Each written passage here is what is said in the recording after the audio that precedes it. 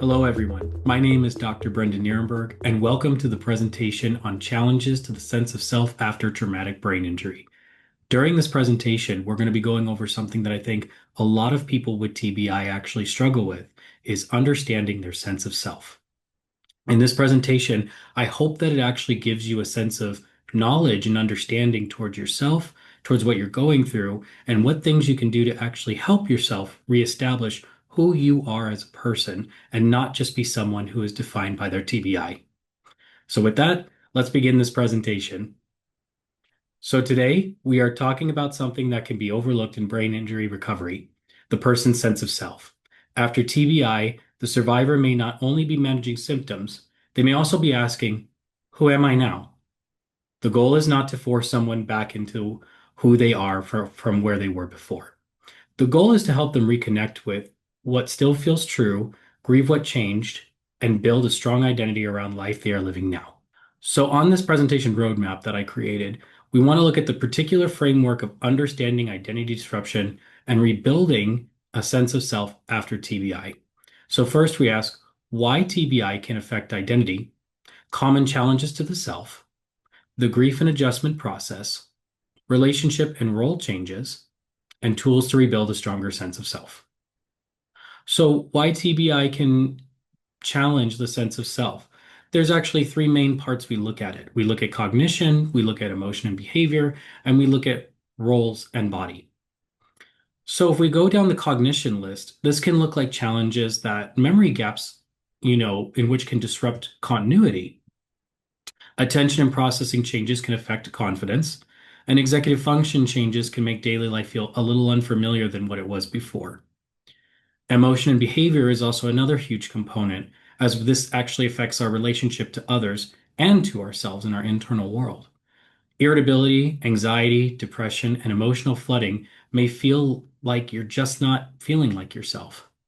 Reducing emotional regulation can affect relationships, and fatigue can lower tolerance and motivation, especially when life demands more of us. We don't have more to give sometimes, and that puts us at a little bit of a disadvantage so that way we don't actually have the tolerance we need to get through it. Roles and the body. Work, school, parenting, partnerships, or independence may change. Physical symptoms can shift the body and cause it to not trust our own bodies. The survivor may compare before me with now me, which is something I actually hear a lot from many people who come here and go through TBI with, I'm not the same as I was before, but I want to be the same as I was before. And I think we all have that desire to go towards that self we used to be. And we look at the who we are now as less than, and we start comparing ourselves over and over again, which is something that we can do as a trap and hurt our sense of self. Common challenges to the identity after TBI. Internal changes. So sometimes these are the languages that we can use with ourselves, and they might sound something like, I don't feel like myself anymore. A very common phrase that we hear here with TBI and with those who are struggling with TBI. Loss of confidence or self-trust, shame about needing help, fear that changes are permanent, grief for abilities, routines, or personality traits.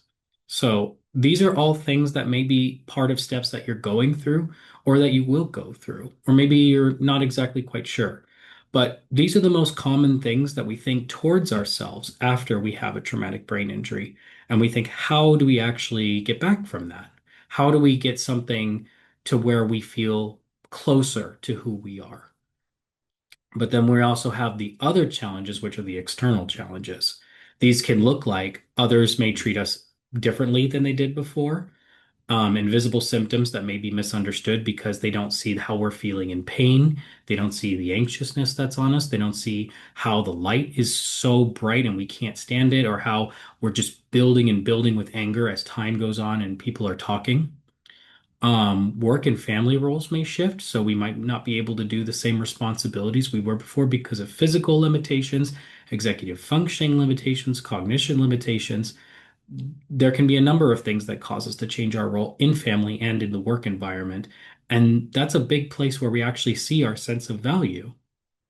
Social withdrawals can also reduce belonging. So we feel the need to pull back. We feel the need to actually have some time for ourselves to get to a quiet place, to get to something that actually helps us, so come back down from having a TBI episode where we're just not having it today. We're having an emotional outburst.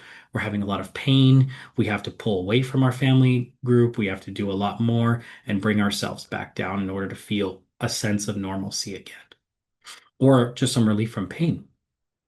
Pressure to go back to normal can be invalidating. Sometimes people and family from work or, our friends can say things that actually invalidate us and make us feel like we're not trying hard enough when there's not something to actually try for. It's everything to actually that we're working towards and that we require a lot of patience and a lot of time.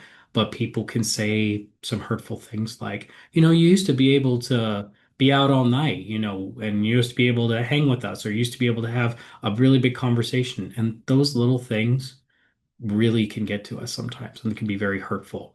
So sometimes we have to readdress that, with others and try to work on the language of trying not to compare us as before as much as we're trying not to compare ourselves to before, but trying to move forward as a sense of self now. So we have kind of a grief pattern that we go through. And I think a lot of people don't actually think about grief when they think about traumatic brain injury. I think sometimes they associate grief a lot to death. But the truth is, grief is to anything we've lost. And to this, we've lost a sense of identity. So part of the period we go through is recognition. We enter grief, then we go to experimentation. After the grieving period, that we face, which is different for everybody, and it's a different phase. And sometimes you do better some days, and sometimes you do worse some days. That's just how grief works. There is no timeline for this, and this is definitely something that you should consult with your counselor or your psychotherapist because it can really benefit you to have a grieving process for yourself and for the life that you had. That's part of the work we need in order to enter experimentation and integration and growth, the next steps that we need in order to feel a better sense of self. So, from the clinical stance, validate grief without treating a person as broken is a huge component of working with the grief. It's acceptance. It's not saying that you're broken. It's not saying that you're wrong, because that's not the truth. The truth is you're different. And what we want to work with is that difference in that person, whether it was a brain injury or through other life circumstances, is just as wonderful as it was before and can become a more wonderful person. It's just finding those elements that make you who you are. And that's something that you get to decide for yourself. You get to decide that meaning. And that's something that I think is really empowering, in moments where we're struggling a lot with what do I do now? Well, now you can do what you want to do as far as creating a meaning for yourself. It doesn't have to be defined by your work. It doesn't have to be defined by family. You're the one who gets to choose that meaning for yourself. So that's part of what separating the injury from a person's worth is for. Ask what still feels true, not only what changed. So this is a very important question to ask as well, is to see what has changed, but what is also the truth? Because sometimes they say, I can't do my job anymore, so therefore I'm worthless. When truthfully, the real truth might be you can't do this job, but can you do a different one? But can you do something else? But can you do some other creative thing?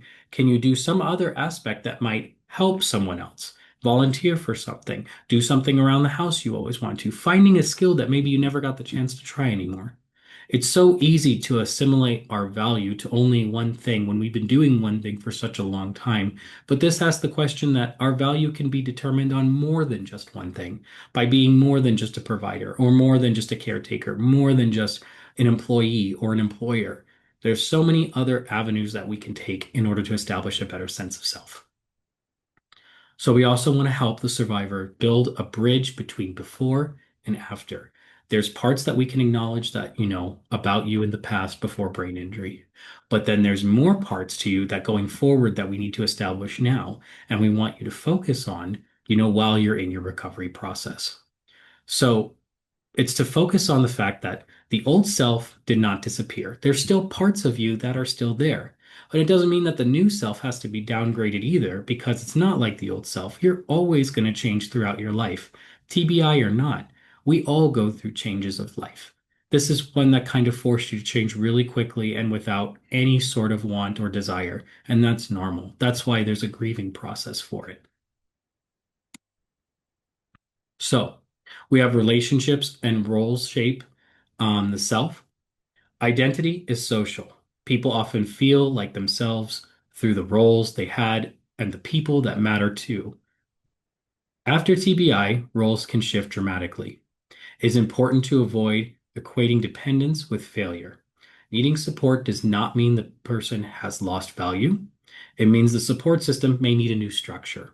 And it's very normal that when we actually have this change in structure, for there to be some stressors, because again, the system is going to change. Everyone's role is going to change. It's an adjustment period. And through any adjustment period, it's normal to have stress. It's normal to have fatigue. It's normal to have, you know, a little bit of anger, a little bit of frustration, some upsetness, some upset days, or some real upset days. That's part of the process, but there will be a new sense of normalcy for you and your family system. It always has to move with the adaptability of change. It's just not used to it. Nobody's is, no matter what the situation is. So, this is something that you can actually learn more from your therapist if you're curious more about family systems.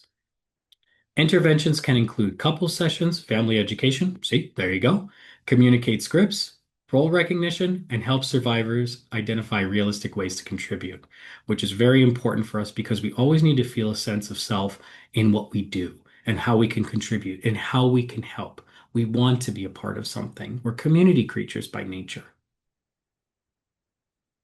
So, step one, awareness without shame. First, we want to track patterns. Notice energy, triggers, strengths, and symptoms across a week. Name changes, use neutral language, my brain gets overloaded, and not I am failing. Useful feedback. Invite trusted observations, but avoid criticism and comparison. Reduce overstimulation, build breaks, simplify tasks, and use reminders. These are just some very basic steps to get started with just changing your outlook on what you are versus what's going on. Instead of looking at it like everything is my TBI, it's me living with a TBI instead. Rebuilding step two, create a coherent story. People make sense of themselves through story. After TBI, the story can feel broken. Before injury, injury, and after injury. Narrative work helps integrate these chapters. The clinician can help the survivor avoid two extremes, pretending nothing has changed or believing that the injury erased a person. Practical exercises include journaling, value cards, a strength timeline, the still me map, or ask the loved one to name qualities that they still recognize in the survivor and recognize in you. Life story and journaling can be something very important for you to see because we're not thinking positively a great deal of the time. And sometimes I think we have to choose to act positively and write it about ourselves so that we can see it. Thinking something is one thing, thoughts come and go. But when we write it on a page, we make our thoughts manifestations real. And we start looking at it as a real construct in the world that we live in. So we have to also work on creating the before me and the after me and what's still me. These are different categories. You could break them down into three columns so that you can see that, yes, certain things have changed about you. Certain things can't go back to the way they are, but there are still some things that actually are still here, qualities that are important and still exist within you. And the after me, and that's the part that you're moving forward to, that you feel you will move towards, something you want to strive to, be it big or small, something that you always have a goal. We always need goals to work for. Rebuilding step three, practicing identity in daily life. Small mastery is powerful because TBI can erode confidence. Adaptive tools should be framed as independent tools, not as evidence that the person is less capable. Meaningful roles and connections are key. Peer support can be especially helpful because it reduces the feeling of being inadequately broken and provides models of adaptation. Sometimes we have to trust more of what's around us with friends, support groups, families, and see that they're actually looking at the whole version of us as opposed to us who we put under a microscope and judge very, very harshly. This is something that we have to be careful of because we're more tended to go more in a negative thought pattern than a positive one. We're more likely to criticize ourselves about what we didn't do instead of celebrating the wins that we did do. Clinical tools that support a stronger self. What my hope is that as you're reading this, you can see an example of a breakdown between challenge, helpful clinical focus, which you can go through and use this actually with your therapist, and a practical example of how to do it. For example, when your challenge is low confidence, you work on mastery and strengths. So making a list about what those are. What are your masteries? What are your strengths? What can you do? And then making a daily win log. I managed to get dressed today. I managed to clean my room. I managed to have a conversation with someone at the supermarket today, and I was able to work through my anger when I was building while having a conversation. These are absolute wins, and that we have to celebrate them because these are moving towards your true self. These are the things that are building over time so that you can become and feel like a more complete person overall. And another one, for example, a challenge of isolation, something we all struggle with. Isolation can be comforting, but it can also be dangerous. We want more belonging and validation. There's nothing wrong with wanting those. And so we look to peer group and maybe family education from our therapist of how we can get more support out of our families and friends, what language we can use, how we can communicate those needs. So, for the takeaways of this presentation, rebuilding self is a process. First thing is to understand what changed, grieving without shame, identifying what's still true, practicing agency in small ways or big ways if you can. All things look different for everybody. There's no one size fits all to this. Or reconnecting with roles, values, and people. Building a sense of self takes time. It's not something that we're going to get right away. It's not something that we're going to be able to do overnight. It's something that takes time. And it's something that's constantly changing, not something that we know all the time. So try, experiment, find ways, and hopefully you can actually discover that you're actually more yourself than what you thought of before, and that this TBI does not define you. It's something that you're working with, it's something that you and your families are working through, and one day there's going to be another side of it. But you are you. You always have been, and you always will be. So, I'm Dr. Brendan Nierenberg. Thank you so much for joining for our presentation today.